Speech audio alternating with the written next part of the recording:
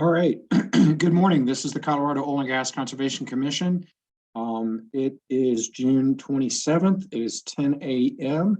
and we are going to reconvene our meeting this morning, and we will start with the roll call. Thank you, Mr. Chair. Commissioner Bogue, Commissioner Gonzalez. Here. Commissioner McGowan. Here. Commissioner Mesner. Here. Commissioner Robbins. Here. Mr. Chair, you have 4 out of 7 commissioners present. Very good. Good morning, folks. Again, Colorado Oil and Gas Conservation Commission. We're going to let everybody attend our meeting via Zoom. I see folks are starting to trickle in. We have one matter on our agenda this morning, and that is continuation of docket number 2011-00261 involving KP Kaufman. And the agenda before us today is deliberations. Thank you, Hearings Manager Larson, for bringing the counsel to both parties to the panel. Before we move into deliberations, would ask counsel from KPK, Mr. Jacobs. I don't think we have any procedural matters to start out with, but wanted just to check in with you to see if you had anything. Thank you and good morning, Mr. Chairman. John Jacobs with Davis Graham for KPK. I don't believe we have any procedural matters. We do have some of our witnesses available should there be a need for questioning. All are remote, so we may need a minute or two to get people logged in, but Mr. Wattsman is monitoring this, as well as my colleagues, Mr. Mueller, Mr. Satterley, and Ms. Pritchard. Very good. Thank you. Ms. Stafford, same question for you. Do you have any procedural matters before we move into deliberations? Thank you, Chair Robbins. Again, for the record, Caitlin Stafford, Assistant Attorney General. I don't believe staff has any procedural matters, though I will note that if there are any questions for Mr. Axelson, he is unavailable today as he is out on previously scheduled vacation. Okay, very good. All right, with that, Ms. Larson, I believe we can Zoom away Mr. Jacobs and Ms. Stafford. They will attend as panelists as we do the deliberations. There may be a need or an opportunity for us to bring them back. So, if we have questions, not sure exactly how this is going to roll this morning, but we know they will be available if necessary. I do know that we now have 42 attendees that are listening in, some of whom are the witnesses that we heard from last week. If we reserve the right to have questions for witnesses as we move into deliberations. So commissioners, I know we've all given thought to this matter over the weekend. I guess I'd kind of like to start with just kind of some general thoughts from myself to you to perhaps frame some of the issues and frame some of the deliberation.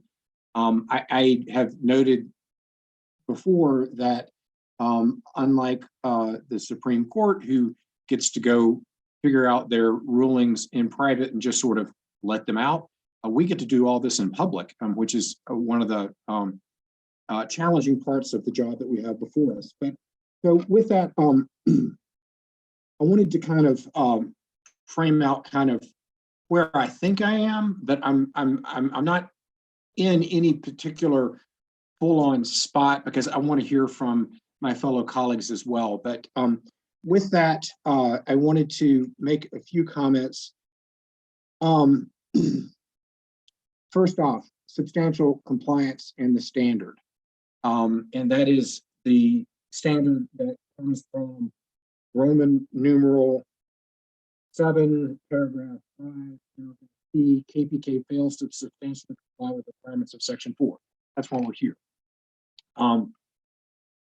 I think that the substantial compliance standard that we created and that KPK agreed to, because we need to realize the compliance plan agreement is an agreed upon document between staff, ourselves, and KPK. I think that's more of a situation where there is a sort of total failure to comply with this, with the comprehensive with the CPA. Think that I'm of the opinion that that's not intended to be more of a sort of technical non-compliance with little things, as opposed to sort of looking at the whole. Is there compliance with the comprehensive with the plan that we put in place, the compliance plan agreement?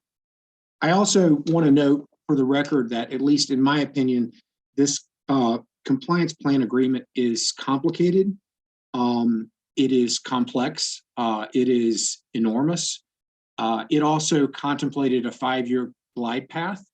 And I think that an argument could be made that where we're at right now is, in certain instances, not long enough down the road for us to be trying to determine full-on compliance with the glide path. I would note that there are about 13 different requirements, many of which have not come due yet, some of which have come due, and I think that there's not compliance. There's not like strict compliance, but is that a substantial compliance is a question for me. I also came to the determination that while the compliance plan agreement is complex and comprehensive, I still think it's the best place for the commission, for KPK, and for staff. I think that the remedies that we have within the compliance plan agreement, I think they are fairly blunt tools. They are imposition of suspended penalties. They are revocation of certificates of compliance. They are not providing additional permits. Those are some pretty dire remedies that I do not think establish methods to achieve the most beneficial result, which is the thing that we were trying to get to when we did the compliance plan agreement, which was not just imposition of fines, which may have intended and unintended consequences, but establishing a path to ensure that the operator is going to come into compliance with not only the compliance plan agreement, but also our rules.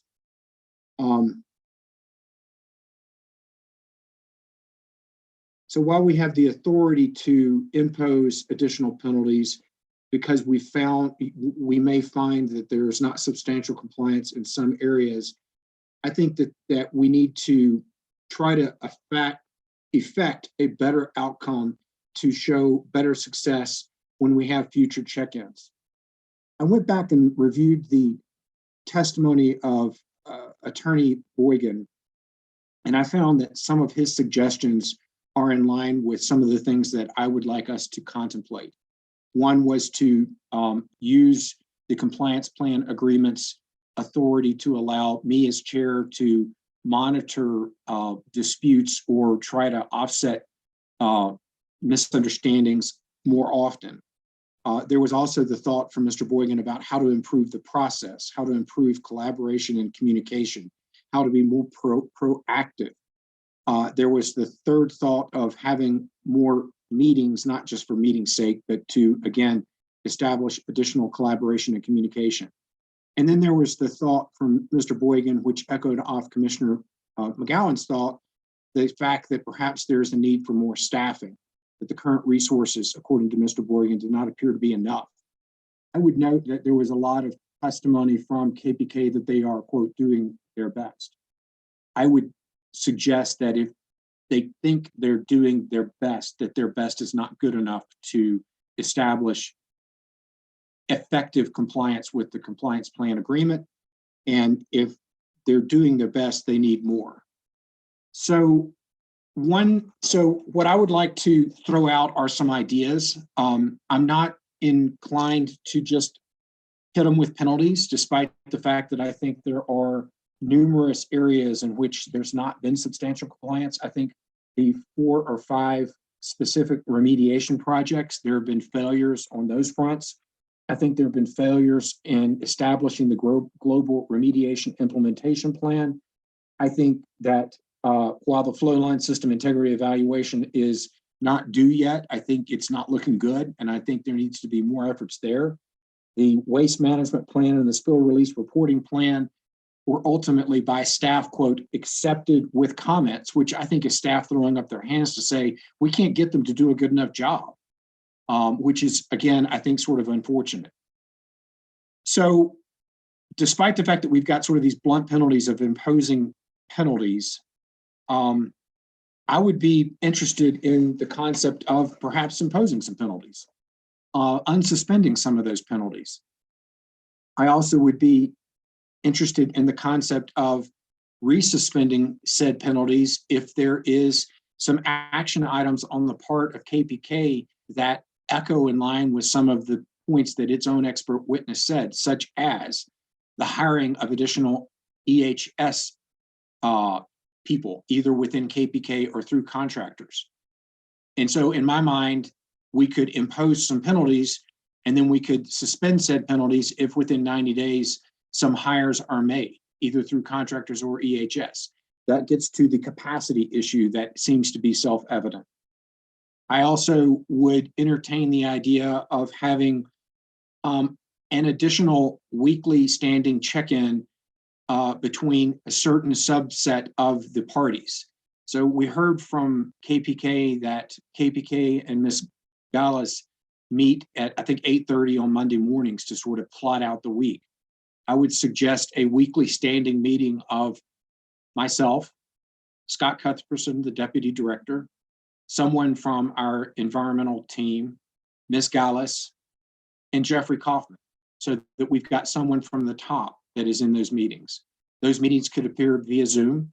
They could be 15 to 30 minutes. They could give KPK the opportunity to talk to us about the plans for the week. They could give our staff the ability to sort of talk back and sort of suggest whether they believe that that's an appropriate use of time. I also want to, as I mentioned, the better use of myself as chair for what could be small disagreements.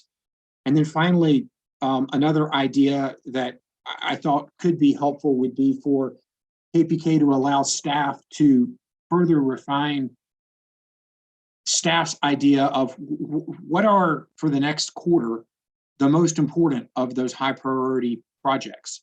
Where should that focus really be?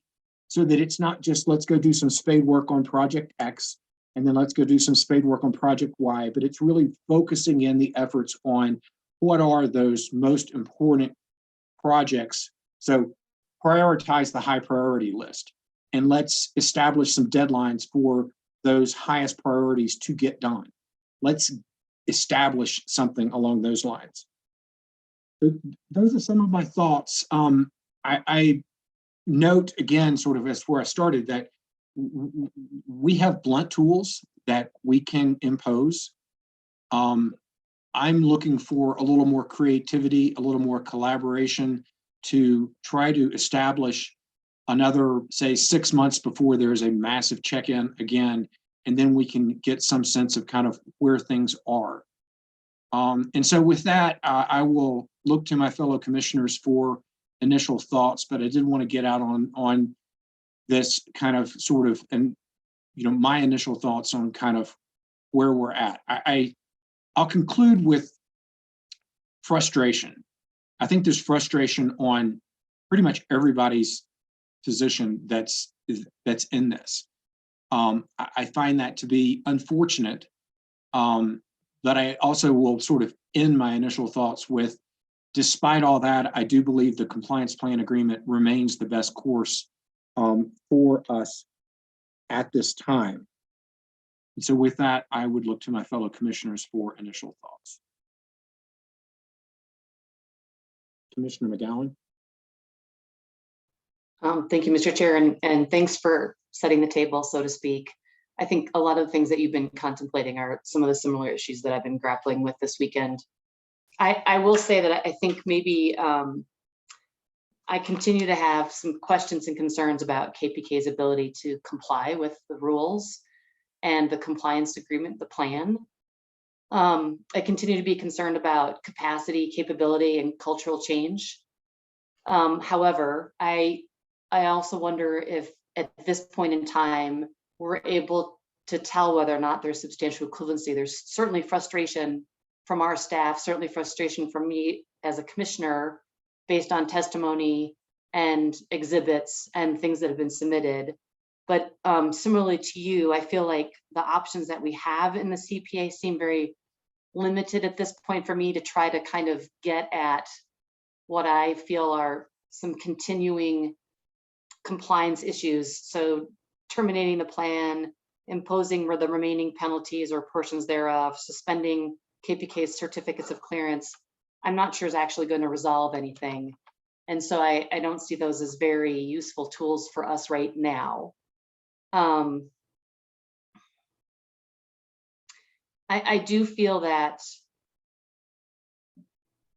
KPK continues to have excuses for lackluster or non-performance. Their actions for me speak louder than words. If they truly see regulatory compliance as a core value, as Mr. Jacobs testified in his opening remarks, I don't believe that staff would be expressing such frustration and concerns about public health, safety, welfare, the environment, and wildlife. But we are just 6 months in. So I also know that I'm limited in the things that I can ask of KPK based on what we put in our compliance plan. But if I were KPK, I think I would stop giving excuses. You know, monthly reporting means monthly reporting. Detailed accounting means detailed accounting. You have to follow the rules. You have to submit forms that are required before work is done. You have to submit forms when a spill occurs. You have to communicate with our staff, even if you're not happy with how our staff is communicating back.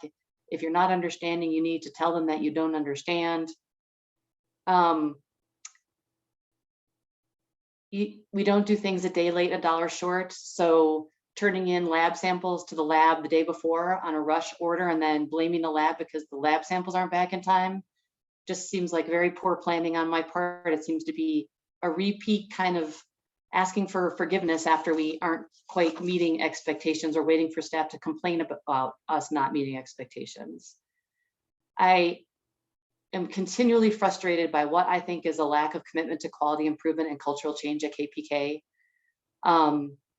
You know, they had an expert witness testify about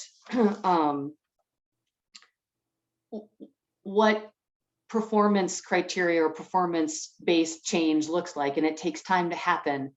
But it also requires then on the part of the person trying to make the change, some sort of show to cultural and quality improvements. Six Sigma,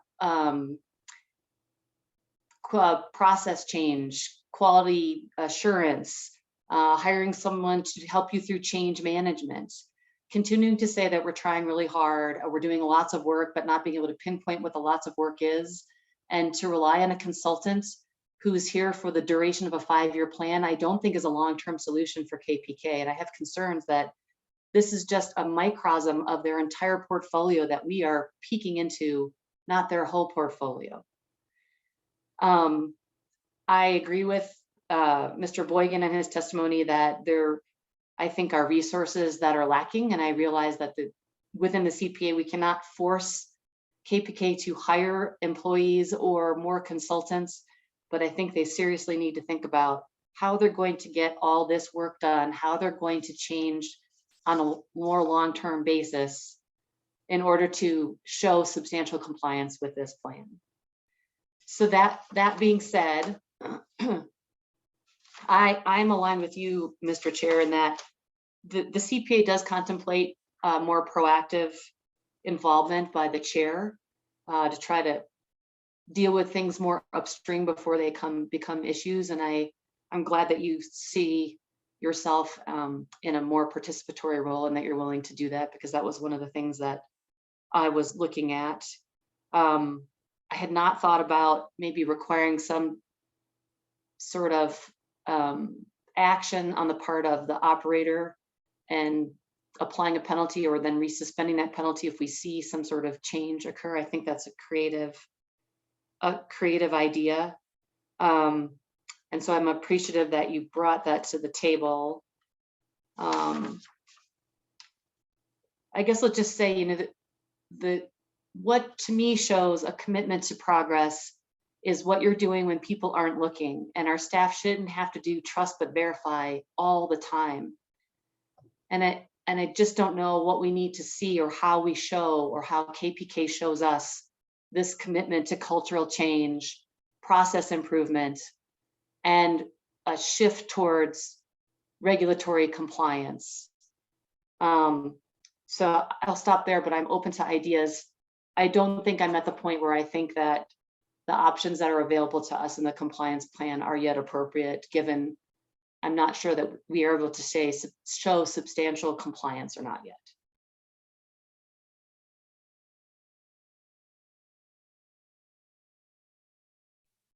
Unmuting Commissioner Gonzalez and then Commissioner Messner. Yeah, thanks, Chair, and thanks, Commissioner McGowan, for your thoughts on this. Now, I've kind of been struggling, and the way I work through my process is I distill it down to, hey, what's the question before us, right? And the question before us for me is, was there substantial compliance with Section 4 of the CPA? It's not a simple question, or should I say, it's a simple question, but the analysis is complicated, and I'm still struggling with it a little bit, right? What is substantial? Right. When I like to think of substantial compliance, I like to think that it, creates kind of a no-brainer when you're looking at what was done and what was required, and a clear meeting of that burden. And while, we have to think about that a little bit differently in these proceedings, we have to think about it through kind of the preponderance of evidence burden, kind of all those things that kind of work their way into our formal analysis of this. I still have some thoughts on it. So, when I think about substantial, I think about it in terms of what has happened to date on the CPA and what was the expectation to happen within 6 months of the CPA. This is a big ship to turn, right? I think that, at least my opinion of the way this operator was conducting business from our prior hearing definitely gave me a lot of concerns, and definitely showed me that there is a lacking culture when it comes to compliance and adherence to our rules. And not only just compliance and adherence to the rules as the operator may interpret them, but knowledge of the rules, interaction with the staff for interpretation and guidance on the rules, application of those rules to what seems like instances that, while they're not exactly the same, fit similar patterns time and time again, not learning lessons along the way. And so, what I would have liked to see is, hey, we had our hearing, and then boom, the operator has shifted culture, and they're doing everything they can to change the way they do business and to do it right going forward. Now, that's a little bit beyond the question that was presented to us. And so, that's kind of a little bit of my thought process as I've worked my way through this hearing. What I'm hoping now is that compliance and giving some benefit of the doubt to the operator is that hopefully it's on an exponential path, right? Hopefully that with each iteration of forms that are submitted, of working their way through the requirements of training, of engagement with their contractor, engagement with the staff, check-ins with the commission, that things will get better. Now, I don't know if they will, and I don't know if they won't, but I do think that there could be some building blocks from where we are in this first 6 months that can grow into the next 5 years, maybe not 5 years if we don't see that kind of exponential progress. I do think that there's been some compliance. I think that compliance ultimately tracks with what's required of the CPA. Is it substantial, right? I think maybe it is, probably it is, but it's certainly not a clear determination of substantial in my book. And what I want to see is clear and certain compliance that leaves no question about the progress. And that is a reflection of a changing culture with this operator. And we're certainly not there with KPK's operations. Throughout this CPA and throughout their kind of, at the end of the day, compliance with the CPA, there's still missed deadlines. There's still reports that lack substance. There's still, ignoring requests and feedback from the staff, comments from the staff. There still seems to be a lack of knowledge and application of the rules. And those are all what we were hoping the CPA was going to be the trigger to fix going forward. As I've said in the past, the baseline is compliance with the rules, and we're not handing out most improved trophies here, right? That we have a very clear determining factor. The words in the rules are pretty clearly written in most instances, and where they're not, staff provides guidance, whether formal or informal. And I think that's appropriate for operators to engage with and participate in that process and apply it to the nuance of their own operations. So I'm rambling through my notes here, but in general, I'm troubled by the continued, I guess, sloughing of the rules, the specific requirements of the rules along the way. I'm concerned with the allegations that were made in this proceeding, while not, relevant to the question that's coming before us. Show that there's still a lot to be done in terms of this culture of compliance with this operator. And so those things do give me pause and do give me concern. As to your ideas, Chair Robbins, I do think that weekly standing check-ins are going to be a good thing. What I think we need here might be a ref, right? A referee to kind of say, okay, staff wants this, the operator wants this, and there seems to be these stalemates where either staff is just throwing their hands up and saying, fine, here's our comments, see you in front of the commission, and KPK saying, hey, we've done the exact bare minimum, but as it's written in the compliance plan, and that should be good enough. There's got to be someone in the middle that's saying, hey, this needs a little bit more, or this is okay, somewhere along the lines. So I think that's a great idea. And I appreciate your suggestion of the parties that may be involved there. Weekly prioritization is great. We heard from KPK about their limited resources to tackle what's required in the CPA in addition to all their other operations in the basin, right? And we heard from Ms. Gallus a number of times that sometimes they have to prioritize getting the work done over spending that manpower on filling out forms. Now, getting the work done is required. The forms are required. You got to do both. But perhaps if there is some sort of prioritization to help this on-ramp towards compliance, I think that's a great idea. I think that could be very helpful. I agree the CPA is still the best path forward for now. I don't think we've fully let it incubate to the to the level to really see if the changes that we have wanted to see in the long term will stick in the long term. And so I suggest that we continue on the CPA path. I don't know about unsuspending penalties or resuspending some of them, after some things are met, as you suggested, Chair, but I will gladly listen to those ideas and any specifics there. I did not come with that same idea myself. I apologize. My dog is barking in the background. But in general, I think it's probably, my dog's probably telling me I've talked too much. That's generally my thoughts on the matter, Chair, and I will turn it back over to you. And I will turn it over to Commissioner Messner. Thank you, Mr. Chair, and thank you all for your thoughts and analysis on this. It's certainly a difficult topic. I think I'm going to start with just what my thought process was going through this and my analysis, which is going to be different than I think all three of you as far as the approach. I would also then like to kind of respond and think a little further about some of the ideas that all three of you have kicked out there, and maybe start to chew on some of those. But I think I'll start with kind of what my analysis was going into this, and kind of where I landed. A little slow on people's screens, or is it my internet? Are you having a hard time hearing me? You're a little stuttery sometimes. And I'm seeing that too. That's what's interesting about Zoom. You never know if it's your internet or the speaker's internet. But Commissioner Messner, it might be helpful if you turn video off and just go with audio. That way you won't be kind of stop and start. All right, and let me know if it continues to happen. So I'm turning video off now, and hopefully that's better. Because it could Yes, so also. far, it's better. So, Okay. and some folks are telling me that you sound fine, so it might be my and Commissioner McGowan's internet as well. But why don't we go with video off for a bit? And John, Commissioner Messner, if it turns out there's still a problem, I'll let you know. Okay, I appreciate that.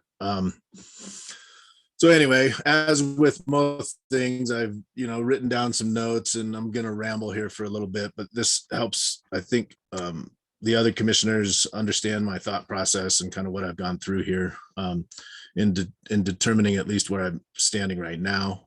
So like we all know, in the fall of 2021, after a hearing, KPK and COGCC entered a compliance plan agreement to address systematic deficiencies in operations and a pattern of violation that led to a number of situations that was both in a violation of commission rules and threatened public health, safety, welfare, the environment, and wildlife resources.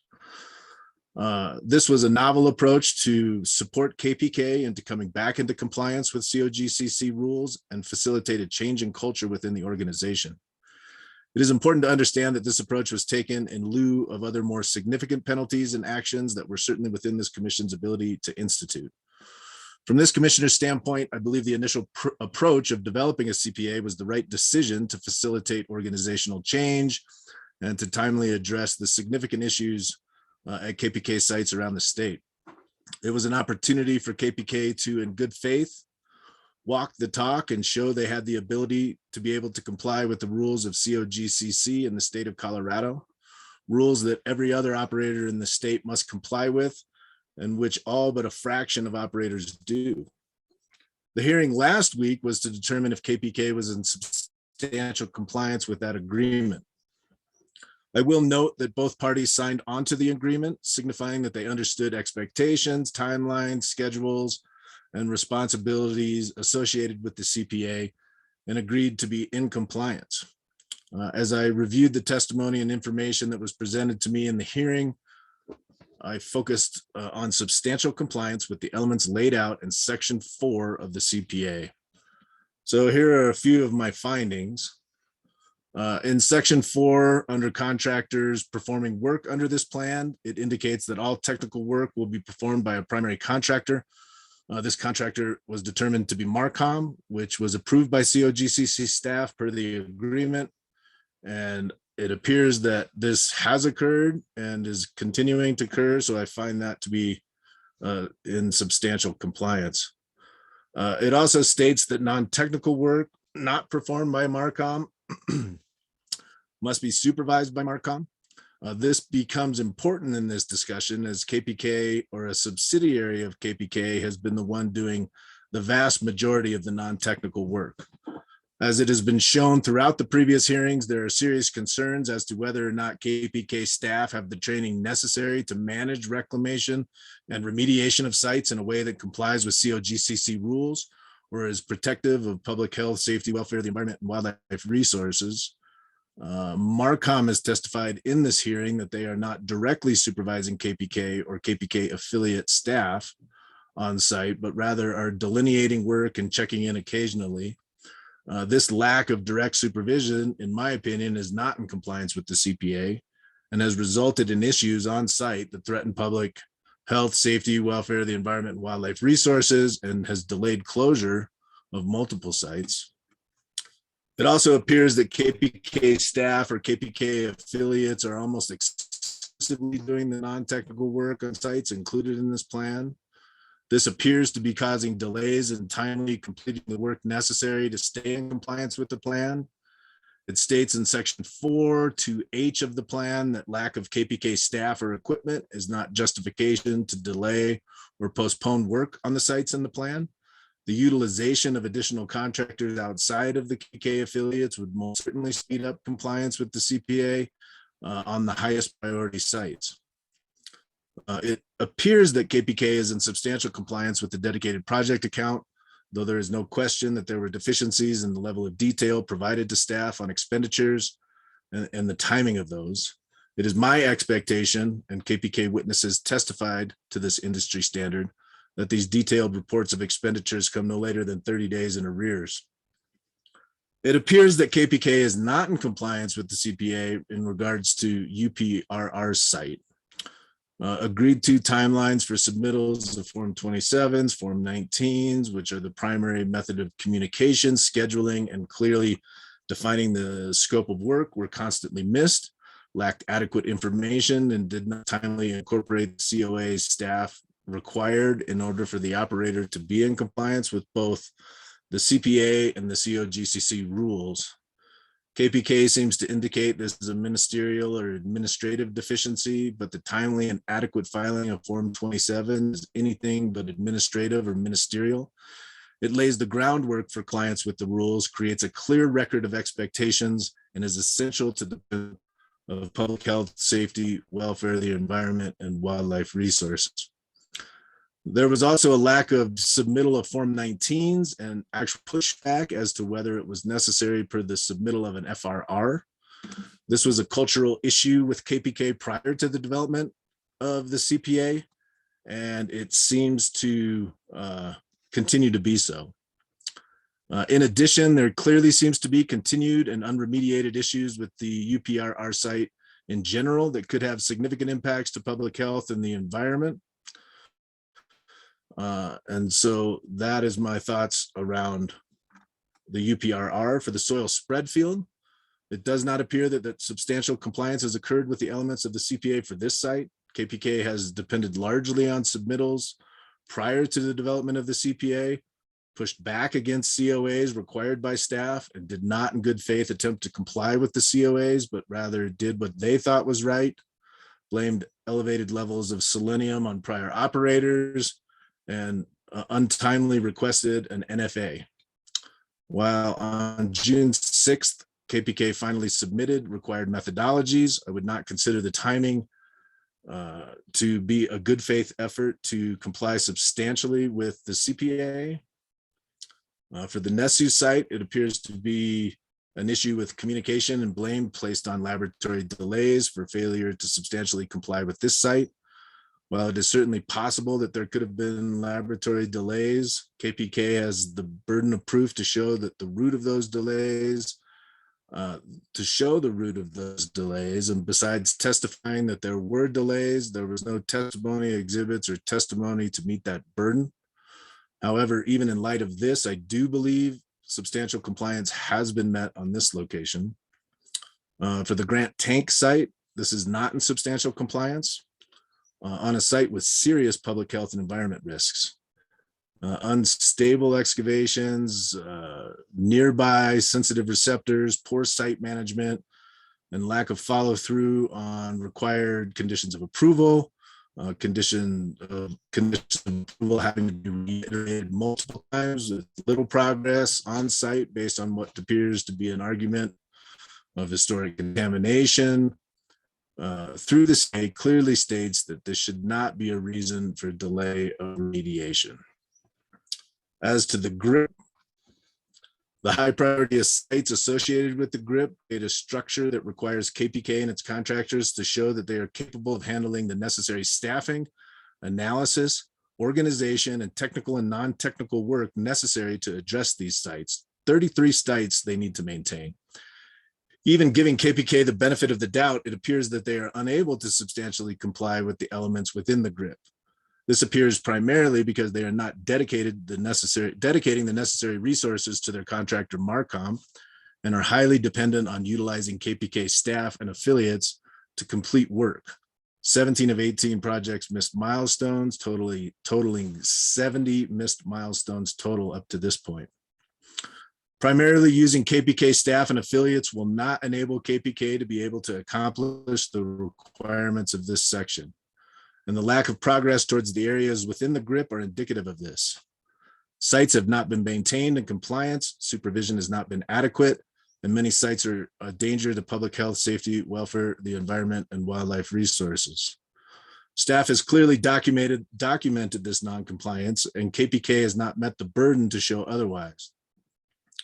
In addition, there has not been a good faith effort by KPK to comply with the GRIP and staff's conditions of approvals associated, as indicated by the consistent pushback and legal challenges to the necessary COAs, 47 outstanding, that staff is required in order to have KPK comply with the rules, the CPA, and be protective of public health, safety, welfare, the environment, and wildlife resources. If there had been less argument and more focus on compliance, as it is possible that there could have been substantial compliance with this section, but I have not found that KPK has met the burden to show substantial compliance. As to the waste management and spill prevention plans, while it appears that it is possible that compliance with associated timelines in the CPA are possibly met, I don't believe the intent of the CPA has been met. Content and substance associated with the plans is lacking. COAs from staff are not incorporated. And it is clear the training has not been comprehensively given to staff of KPK based on how they are implementing site management and BMPs. As to flow line integrity evaluation and plan, I don't believe they're currently in compliance, but could possibly be substantially compliant due to recent or imminent submittals. Continue to be issues with non-compliance or willing integration of staff COAs, however, and 23 new spills shows the importance of this. So some of my general thoughts, I certainly do support the concept of the COA and thought at the time that we were doing the right thing and allowing KPK to show its ability to resolve these issues and come into compliance with the rules. These are the same rules that every other operator in the state of Colorado follows in order to protect public health, safety, welfare, the environment, and wildlife resources. It is clear, however, to this commissioner that even given the opportunity to comply, understanding that we're talking about an eighth month compliance window, there is still no interest from the top of the company to do what is necessary to change the culture of noncompliance within this organization, dedicate the resources and attention to resolving the dozens of high priority and outstanding spills, releases, remediation, and reclamation sites within this state. There appears to be more interest in arguing and fighting over legal interpretations of the CPA than actually implementing it. I mean, I've got a number of instances that I could continue to go on as far as, further examples, but I think that I'm clearly indicating, where I'm sitting in this particular situation and with this particular operation. Now, having said that, I'm listening intently to other commissioners' thoughts, around this CPA and around this hearing. And I appreciate, as always, Chairman Robbins' willingness to think creatively about problems and try to come up with solutions that ultimately will get us to the best possible endpoint.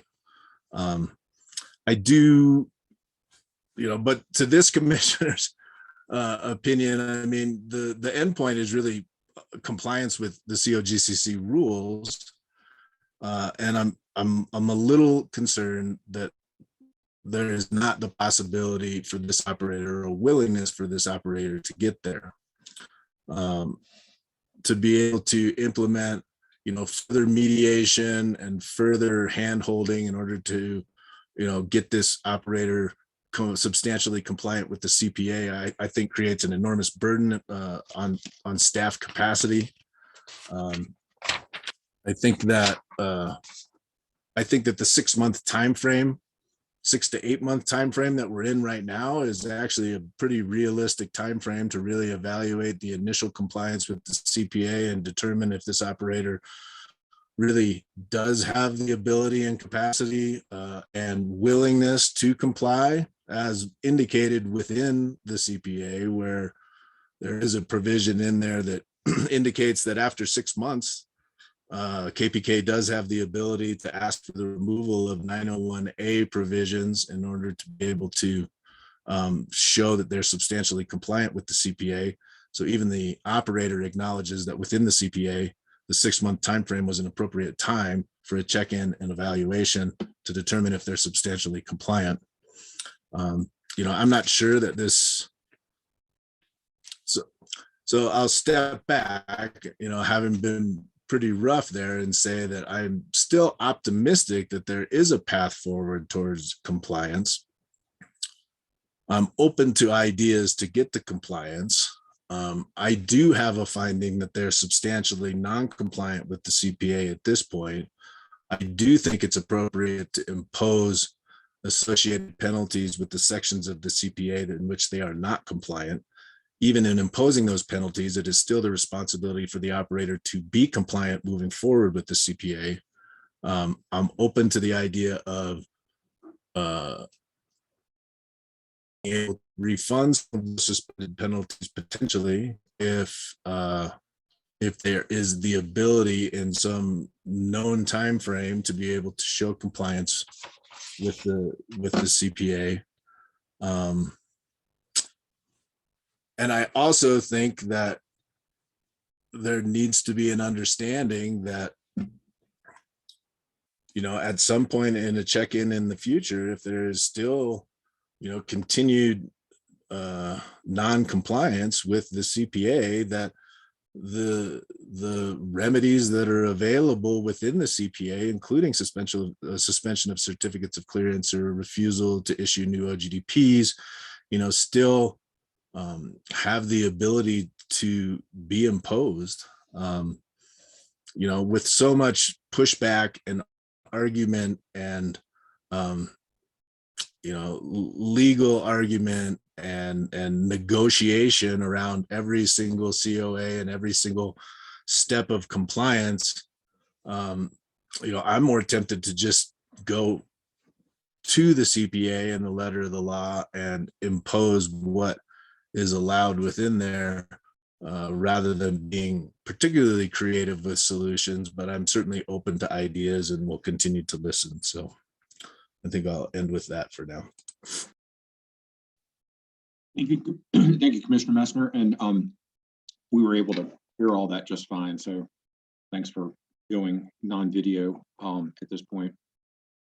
Okay, so we've kind of heard out from anyone and everyone. We're in some similar places and some places that are not quite so similar. I guess at this point, does anyone want to follow up with your comments? And I'm looking back down at my notes. I appreciate everything you just mentioned, Commissioner Messner, and you know, I appreciate the thought and consideration that you gave to that, and you know, appreciate that you're willing to sort of, you know, listen to us as well. I guess a question for you, Commissioner Messner, is if we were to go down the path of just, you know, so the thing that I struggled with, I think Commissioner McGowan struggled with, is that the CPA gives us rather blunt tools, you know, impose penalties if you find non-compliance. And I'm still of the opinion that, yeah, I mean, I'd like to be a little more creative and try to address some of the areas in which the deficiencies are sort of self-fulfilling. For instance, this whole concept that there's not enough boots on the ground or not enough smart boots on the ground to be able to get things done, and trying to figure out methods to establish ways forward that have the best chance of success. And then coming back and doing a, you know, recheck-in, you know, after that. I'm still comfortable with the ideas that I threw out at the beginning. I think there were 4 or 5 ideas. So what are folks thinking at this point now that we've heard from each of us about this? Commissioner Gonzalez? So I'm curious, Chair, about what your thoughts are around adding resources to KPK to ensure the appropriate, you know, folks are on staff, are you know, in a contract or employment perspective, to do these things right. You know, it seems to me as there's 2 components from what we've heard. One is there's resources that are scarce, and prioritization of those resources in terms of which rules they're choosing to apply and which they are choosing to perhaps apply later or in maybe a deficient or tardy manner.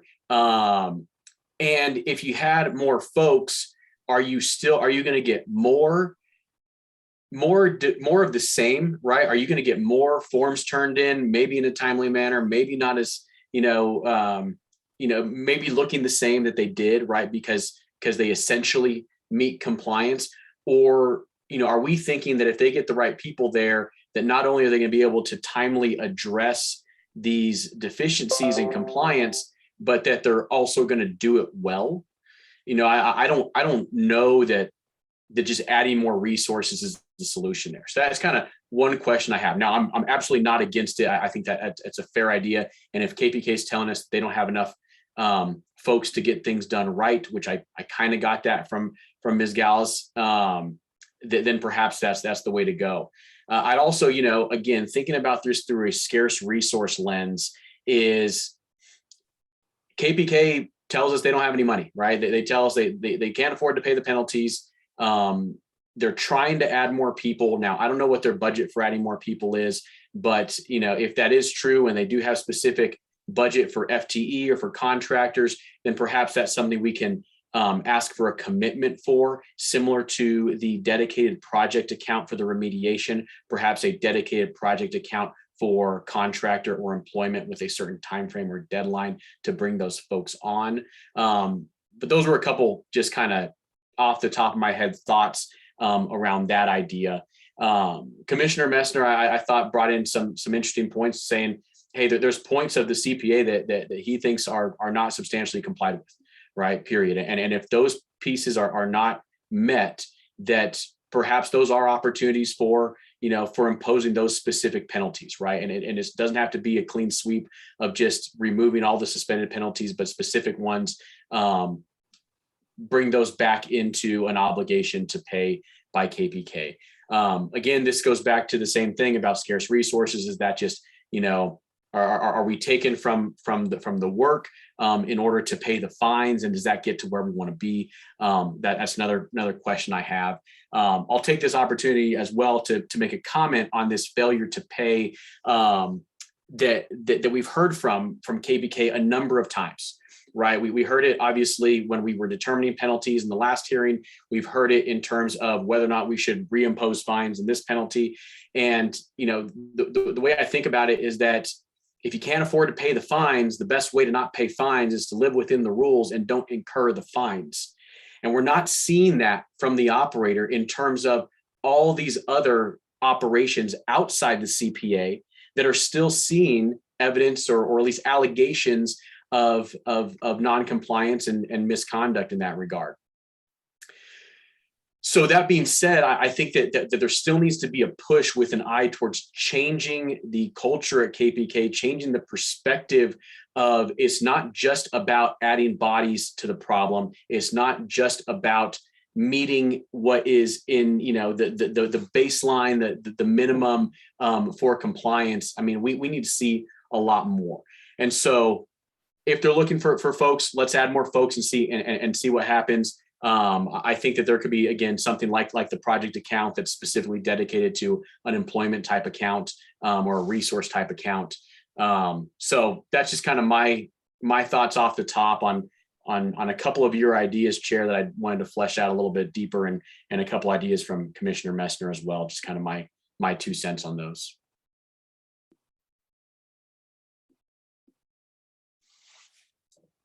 Commissioner McGowan. Thank you, Mr. Chair, and I appreciate everyone's insight today. And I think everyone has got very important points. And I think Commissioner Messner, I appreciate the fine-tooth comb that you took to go through each segment and then see whether or not you thought those segments had substantial compliance or not. I think I'm in this same boat as Commissioner Gonzalez in that I'm struggling with kind of a cost-benefit analysis in my head of, we could charge the penalty, but then that's less resources that we have for KPK to get into compliance. And I do feel like the overall goal of the plan is to see if we can get KPK to a place of regulatory compliance and a culture of regulatory compliance. And I will say that I agree with Commissioner Messner that what I see up to now is not promising. And there are things that are substantially lacking. But I also know, for me, Ms. Gallus's testimony was pretty compelling in all the things that she and her employees are attempting to do on behalf of KPK. She has almost 11 full-time employees working on this issue, and they're still having trouble keeping up. And I feel like that work is an attempt to get into substantial compliance. My concern is what's happening over with KPK and what happens after the consultant is done, or how long we wait and continue to struggle through. Are we heading towards substantial compliance? Are we in substantial compliance? And so I totally get what Commissioner Messner is saying, and it's this whole thing has been a struggle for me, but I don't think that the tools in the CPA are not quite yet appropriate tools to use, because I feel like all we're doing is robbing Peter to pay Paul, but we're not really solving. And I feel like I really want to give the message to KPK. You can't just be talking about how hard you're working and trying. You have to actually show us actions that you're taking, steps that you're taking to comply. There can't be pictures from staff and then 2 days later you take a picture and it's fixed because our staff took a picture and then you realize you got caught out of compliance. Like that, this is not the culture that we're looking for. Again, like, what are you doing when nobody's looking? You're doing the right things. You're following the rules. To Commissioner Gonzalez's point, you don't have any more penalties in the wings. You don't have staff taking pictures of things that are not in compliance, because you are creating a culture of compliance and you understand our rules. I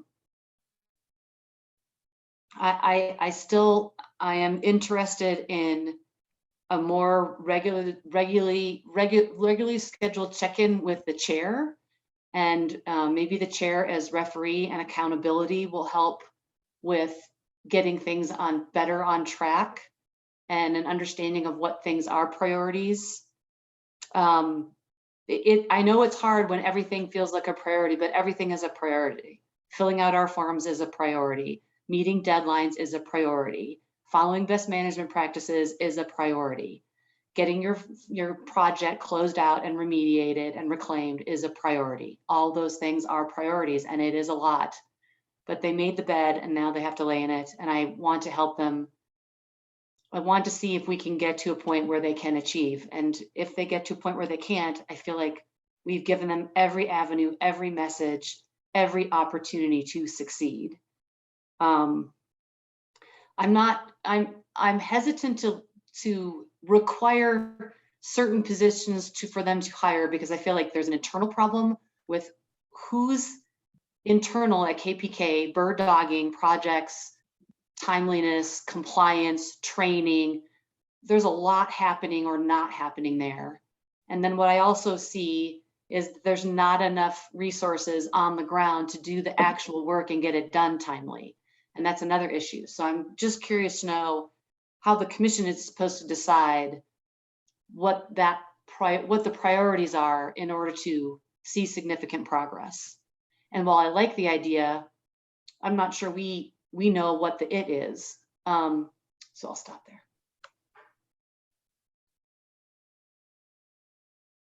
Commissioner Messner. Thank you, Mr. Chair. I'm gonna turn my screen off again, which may be the first time I haven't watched myself talk in like 2.5 years. But again, I mean, I appreciate everyone's perspective on this. I mean, here's the gist of my concern. My concern is based on the last 6 to 8 months of experience with this operator. It seems like the mode of operations, the mode of choice is to continue to push back and challenge every step that we try to take forward as far as requiring compliance and developing COAs and BMPs with the CPA. And so while I again think that utilizing creativity and trying to facilitate compliance is a good thing, I'm still concerned that if we don't just follow the letter of the CPA and then utilize the CPA, because I don't know if legally there is the ability for us to impose requirements outside of the CPA without willingness from the operator to do these things. And so that's why I continue to just lay my opinions directly within the CPA and some of the provisions allowed in the CPA. There's nothing in there, even if there's a determination of substantial non-compliance with the CPA that says that we have to implement every single penalty associated with the CPA or suspend certificates of clearance or anything like that. I think we have the ability to be a little more targeted in the utilization of some of the allowed provisions within the CPA. And so I'm thinking hard about that. The other thing that I think hard about is the fact that we've got incredibly professional, experienced, knowledgeable staff that have been working, on this for a long time now. They work with hundreds of different operators within this state. They've continued to come to us and say, we are concerned about this operator. We are concerned about what we're seeing on the ground. We are concerned about compliance. We are concerned about culture. And I think it's really important, at least from this commissioner's standpoint, to listen hard to what staff is telling us over and over again, and really take that into significant consideration as we determine a path forward here. I'm not concerned about the implementation of penalties affecting compliance, because compliance is required to the CPA. And they knew that these were the associated penalties associated with the different sections. It was broken down in sections on purpose within the CPA. So, I mean, I've got a breakdown of areas that I think they're non-compliant and the associated penalties with those sections. I'm happy to go through those section by section. I do think that there's some consideration for a 90-day time frame. So that's quarterly, right? So a 90-day time frame before implementation of these penalties to give the operator another shot utilizing some of the elements that Chairman Robbins has indicated as far as mediation and additional check-ins and so on and so forth, to come into full compliance with the CPA. And that means full compliance within 90 days, that we can consider possibly not implementing some of these penalties. But that's just another thought that may mesh a couple of different ideas there, but certainly open to thoughts on that. Thank you, Commissioner Messner. Well,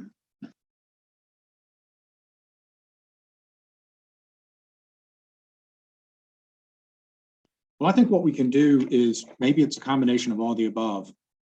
Maybe we entertain a motion that impose or reimposes certain penalties, perhaps based upon your articulated points there, Commissioner Messner.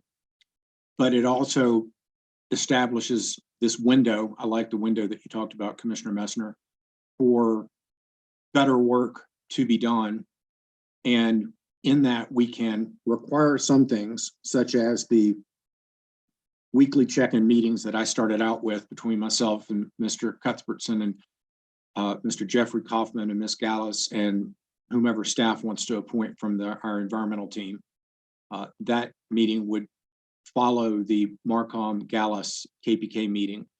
And that gives some referee, some check-in, some understanding of each week's work. There could also be the direction from us to staff, that staff go ahead and ID the top 5 or top 8 or top whatever they think is appropriate projects, so that there is further direction from staff to KPK and to us in terms of what we really want to see over the course of this next interim period before imposition of the certain fines. That's 2 things that I think we have the authority to do. I don't think we've got authority to change the plan, the CPA, to require additional hires of some sort or additional consultants, because the CPA is a contractual agreement that we came up with. But I think we could certainly give direction from the commission to both staff and KPK that we want to see some ability of KPK to further engage money on people. And we could, that direction could be from us to KPK and staff that, in these, these meetings or in specific meetings with me, we want to see some advancement of that. And that absent advancement of that, the next time we have a compliance hearing, the penalties are out there and they may well be levied. Again, it just sort of is using the blunt tools that we've got, but also doing so in a manner that tries to ensure the best chance of success under the CPA that we have developed. And then finally, direction to staff and KPK to feel free to use the tool that we put into the CPA, which is the tool of myself as chair as being a mediator or someone to go toward, and to do that much more often than allowing disagreements to become entrenching folks and getting them back into their corners. So that's 4 or 5 different directions, as well as a potential identification of penalties that will be unsuspended if we don't see further direction in some form of a time frame. I don't know if 90 days is enough, Commissioner Messner. Just to be honest, I would probably want to have us think about that a little more. Is it, perhaps, 6 months? I don't know. I mean, we're at the 6 to 8 month. It seems like maybe another 6 months gives us a full year. I think that within a full year of acting under the CPA, we're going to know. And at the end of the day, I think, we either are getting, KPK is getting to a point where there is genuine desire to comply from the top down, or not. And then if it's the or not, then I'm ready to throw the book out. But I'm not at that spot today. So those are kind of my trying to gather all of our thoughts into one place. So with that, and we might need to look to AAG Davenport or Hearings Manager Larson to help us, but I'd like to try to start to formulate this into some form of a motion for our consideration. And Commissioner Messner, if you wanted to go next and sort of articulate where you find non-compliance and the associated penalty, maybe we could hear from you from that front as well. But before you go there, I'm looking at Commissioner Gonzalez and Commissioner McGowan. Are you comfortable with this kind of overall approach before we hear from Commissioner Messner on specifics? Commissioner Gonzalez. Yeah, Chair. I am comfortable with that. I think that the way you've kind of articulated it is appropriate, right? This is just yet another opportunity of which we didn't have. I wish we didn't have to go through to check in and to ask ourselves once more: is this something that the operator is going to change or not? Right, and that or not is certainly a possibility, as you have articulated. So that being said, this kind of let's re-engage on a more regular basis. And then perhaps, I don't know if you would describe it as more of a probationary period or what have you. But I think I'm in line with the framework that you've outlined. Commissioner McGowan, did you have initial thoughts? Okay, thumbs up. All right, Commissioner Messner, I think we're looking to you for your articulation. Thank you, Mr. Chair. Just one point, and we continue to discuss this, but the piece and the year, I pulled the 90 data out of the CPA because 90 days is a section there that most of these things need to be complied with the 90 days of signing of the CPA. And I think a lot of the pieces around this that my expectation is that need to be fully complied with in order to show compliance with the CPA within 90 days is stuff that should have already been done today. And so I don't know as that's a huge burden to do in 90 days, because this stuff was already supposed to be done as of today. And so that's why I'm there with the 90 days. And so, but we can continue to discuss that. To go back to your original question, and it's going to take me a second here. As far as my opinion, as far as the pieces that are substantially complied with or not, I do think that the contractor performing work is substantially compliant. I do think that the dedicated project account has substantial compliance. I don't think there is substantial compliance with the UPRR and the associated penalty with that. Suspended penalty is $54,882.50. I do not believe that there is substantial compliance with the soil spread field site, and the associated suspended penalty on that is $54,882.50. I do believe that there's substantial compliance with the Nesu site. I do not believe that there is substantial compliance with the Grant Tank site, which is $54,882.50. I do not believe that there is substantial compliance with the GRIP, which is $400,000. I do not believe that there is substantial compliance with the waste management or the spill prevention plans, which are each $200,000, totaling $400,000 for the two. I do believe, although this one's gray, that there is substantial compliance with the flow line integrity evaluation and plan. That's what is in my notes.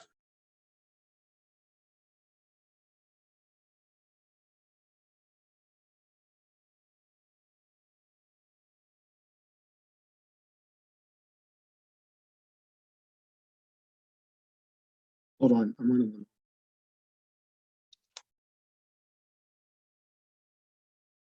So 54,882 times 3 plus 400,000 plus 200,000 plus 200,000 is 964, 647.50.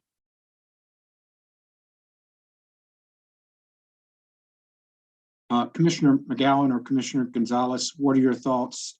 Not as to the number, but as to timing in the 90 days versus more like another, say, 6 months. Commissioner Gonzalez? Yeah, Chair. I mean, I struggle with this, right? I think that there's been plenty of time, and this is just yet another chance.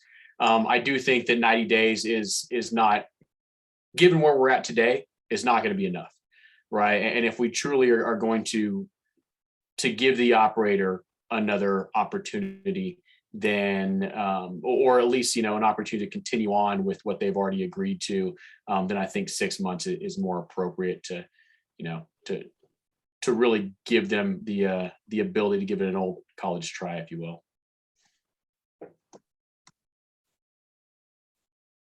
I think I'm in that same spot as a second commissioner. And I think, I would also want the motion to include sort of the ideas that I started out with about information, direction to staff, direction to KPK on those 3 or 4 different ideas, and I can certainly rattle those off again. And I know Commissioner Messner's at 90 days, so Commissioner McGowan, not to put you on the spot, but put you on the spot, where do you land? Thank you, Mr. Chair. So I think I'm aligned with Commissioner Gonzalez in that I'm not sure the runway for 90 days, given what we've seen that's happening, is going to show much change. That being said, they're supposed to have quarterly check-ins with the commission, correct? Yes. So I think that there's kind of this interim quarterly check-in for us to see, to Commissioner Gonzalez's point, whether the trajectory is heading in the right direction for our quarterly update with them. And then at the 6 month mark, which I think is an appropriate place for us to say, have we seen a substantial change? Probably is, for me, more appropriate. So what if we incorporated into the motion that we want to see a quarterly update by October 1st, which is roughly 3 months.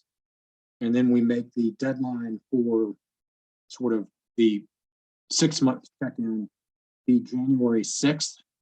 6 months falls on like December 27th, and that doesn't make sense to me. But I think January 6th, which is the first working week of 2023, would make sense. And then the total. Mr. Chair, could I offer up maybe a little bit later in January? I think that's holiday time for our staff, their staff. I think we're going to hear from folks that they don't have people available. People are, so we might as well just solve our own problem and maybe go a little bit further out in January. So maybe go to like January 20th, which is the third week. And that's a Friday.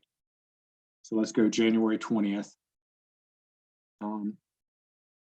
And then October 1st for the quarterly update. And then the direction for the motion is the weekly check-in meetings that I've mentioned now a couple of times with myself and Scott and others. Direction to staff to identify we want to say 5 most important projects for the first quarter, and then in October, additional direction for the second 5 most important projects. That's providing express direction to KPK about the things that staff prioritizes on the high priority list, noting that all the high priority lists really ought to be worked on. And then direction to staff to provide input to myself as chair in terms of what sort of additional resource would be best. And then I would then convey that over to KPK. And then we're not going to require KPK to determine where it's going to put additional resources, but that's going to be highly evident of whether the penalties get assessed or not in terms of substantial compliance, because we're making a finding today that as of right now, they're not in substantial compliance on 1, 2, 3, 4, 5, 6 different areas of the compliance plan agreement. Go ahead, Commissioner McGowan. Thank you, Mr. Chair. And could I have clarification from Commissioner Mesner whether or not he's thinking the whole penalty is going to apply to where we think we sit substantial non-compliance, or if it's a portion thereof?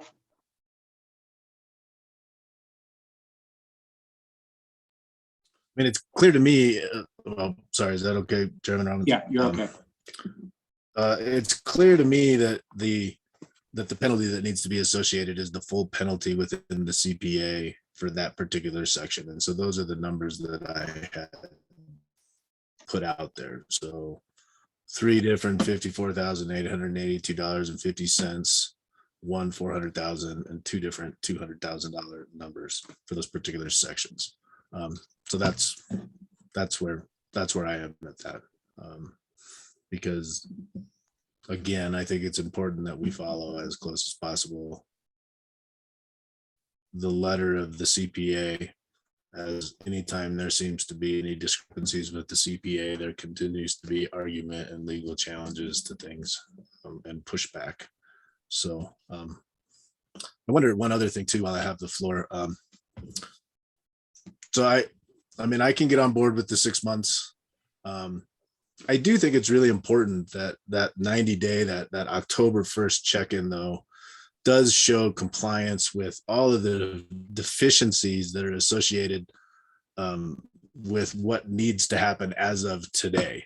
So they still have a significant number of forms that haven't been filed or are not finalized. There's there's just some organizational structure that continues to be a problem that needs to be sorted today.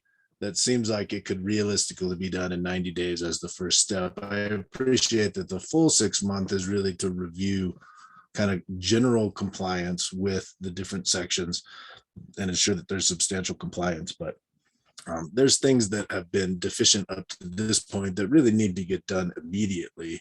And I would like, if possible, to incorporate that into that October 1st check-in. So just a thought there. I'm not going to die on my sword on this one, but something to think about. Commissioner McGowan. Thank you, Mr. Chair. Well, I'm supportive of that. I'm worried if we keep layering things on, unless we are extraordinarily explicit, we're gonna see a replay of whether or not I've done it or not done it, kind of a thing. So I think we'd have to be incredibly specific about which forms related to which projects, which types of activities. Do you see what I'm saying, Commissioner Mesner? Versus they're supposed to be doing this in the CPA anyway. This is supposed to be happening.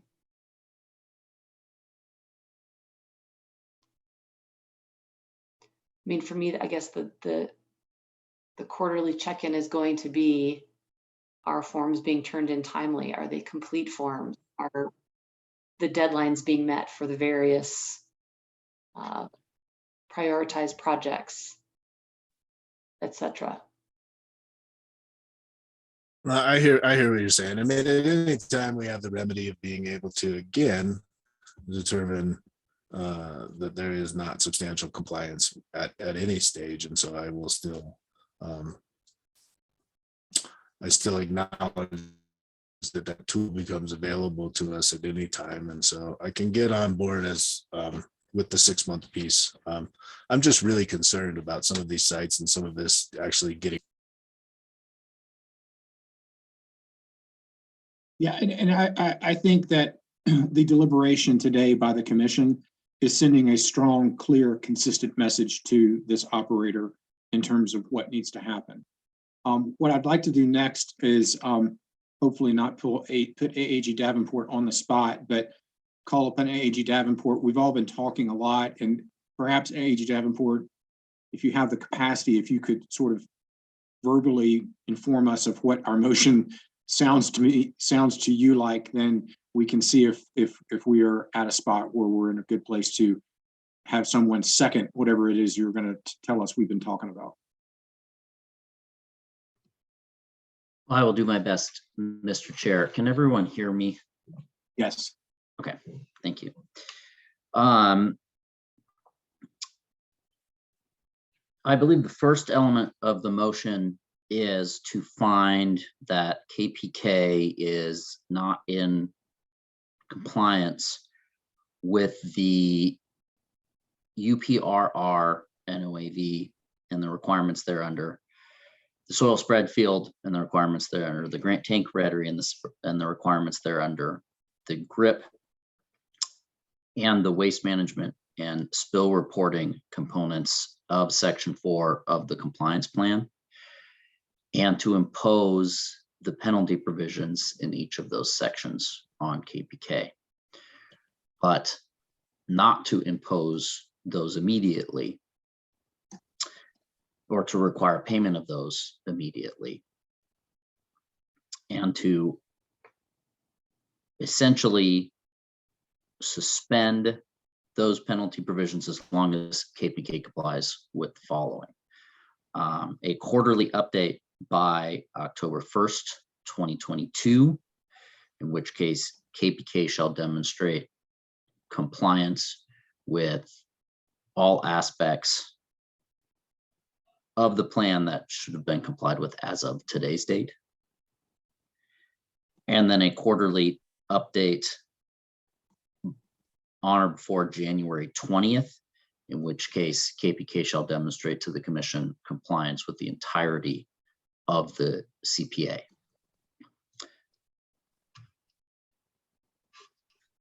Then there will be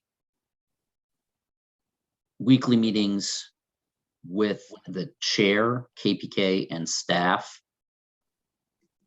in which the commission provides direction to staff to select the 5 most critical projects that KPK should focus its compliance efforts on, as well as Marcon as its consultant.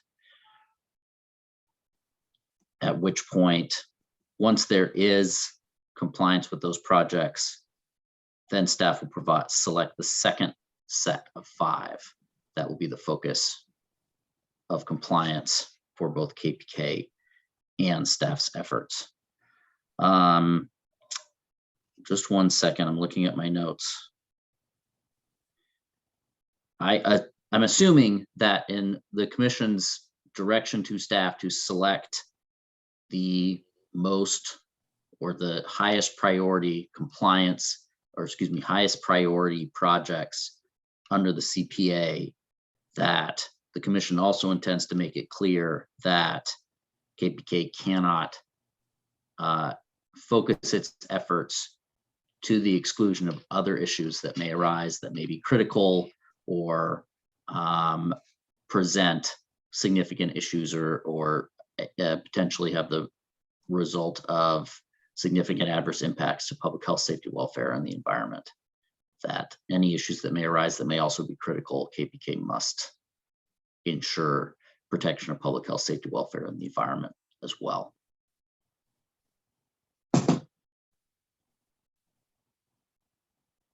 And then AAG Davenport, I also contemplated in my idea of a motion that we provide direction that the commission desires KPK to focus funds on the utilization of additional resources. I believe that there has been consistent deliberation by commissioners that we think that they're doing their best is not good enough, so therefore they do need more resources to be focused in on, whether that's hiring additional EHS personnel or providing additional support to Marcom so that they can hire additional people. I agree with Commissioner McGowan. I'm not the best place to know what's the best use of that. And while we cannot compel them to do that, we can certainly provide that direction. I also would like the motion to allow for our staff to be able to weigh in on that topic as well, because I think our staff has a good insight as to what additional resources could be most effective. So I would add that to your articulation of the motion.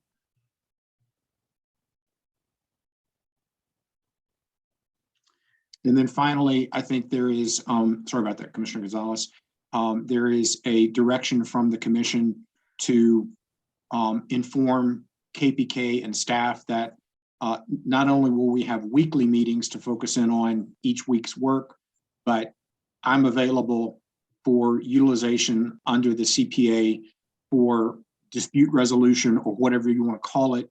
And I want a conscientious use of coming to me for that sort of resolution. And I would plan on informing commissioners during commissioner comments about any of such instances so that everyone is aware of the happenings that may be happening. Those are the other two pieces that I would put to the motion that you have articulated for us. And thank you for that, AAG Davenport. I now recognize Commissioner Gonzalez. Thank you, Chair, and thank you, AAG Davenport, for putting together that list of what this motion may look like. I have one, I guess concern may not be the right word, but one curiosity about this kind of, if I understand the way you said it correctly, kind of this 5x5 prioritization schedule. Did I get that correctly? Kind of, you pick 5 projects, that's the priority. Next iteration, 5 projects, that's the priority.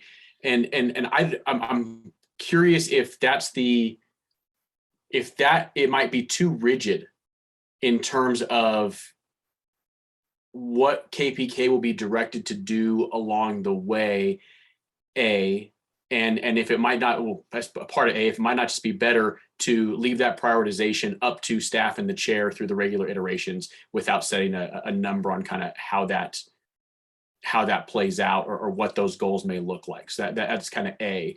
And then B, within that prioritization, right, KPK has a whole bunch of other stuff going on, right? How does that, other outside the CPA or within the CPA prioritization get affected? How does the CPA schedule get affected in terms of compliance when you have these iterations of staff directing through oftentimes verbal or maybe email or sit down type communication on these priorities, and then KPK may choose to do those over other things. Meanwhile, the rules still apply, the CPA still applies. And we've already been in some back and forth in this hearing where KPK said, well, staff said this, so we thought that was good, right? Well, I can envision something where staff said they want us to do these 5 things, so we worked on those 5 things. right? You know, I think there should be a little more leeway there. So that's the only concern or comment I have on the motion as it's been presented, as I hope I've captured it correctly.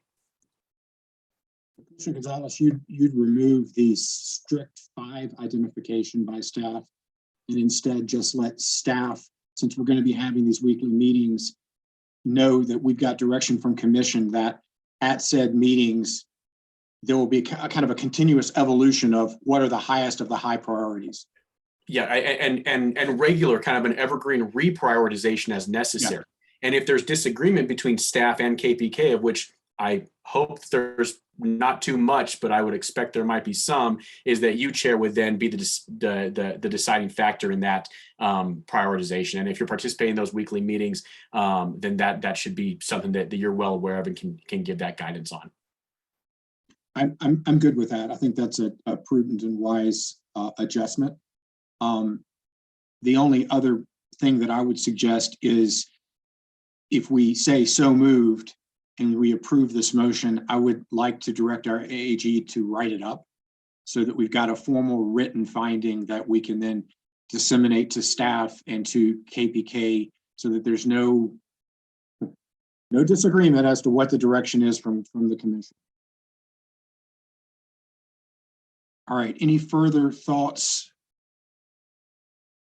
on any of this? I appreciate the good work from my fellow commissioners in AAG Davenport on this front.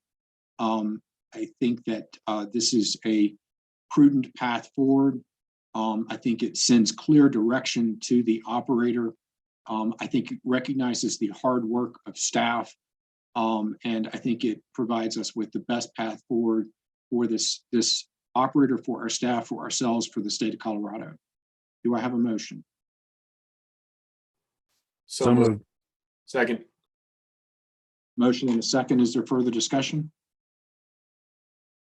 Seeing none, all those in favor of the motion signify by saying aye. Aye. Any opposed? Motion carries. Is there anything further for the commission? Chair, I'd add kind of one last comment, if that's all right. So you know, the operator has struggled with compliance in the past up to this point, has struggled with compliance with the CPA. I do want to recognize that there have been some improvements, right? There has been some progress in that regard. I would love to see that continue. I would love to see it build on itself and put this operator in a better position to take care of their business in a way that's protective of our state and our environment. So I think that it can be done, and I think there's been some progress I want to recognize and just signpost that I hope it continues. I second that. I also would equally commend our staff for the hard work that I know we've created for them with this complex and intense plan that we've created. And I know it's not been easy, and I know that what we're doing today doesn't ease the difficulty, but I do really appreciate the hard work of staff. And with that, I want to roll up my sleeves as well in this as we move forward. Seeing no further discussion, I think we need a motion to adjourn. So moved. Second. All those in favor of adjournment signify by saying aye. Aye. We are adjourned. Thank you, everybody.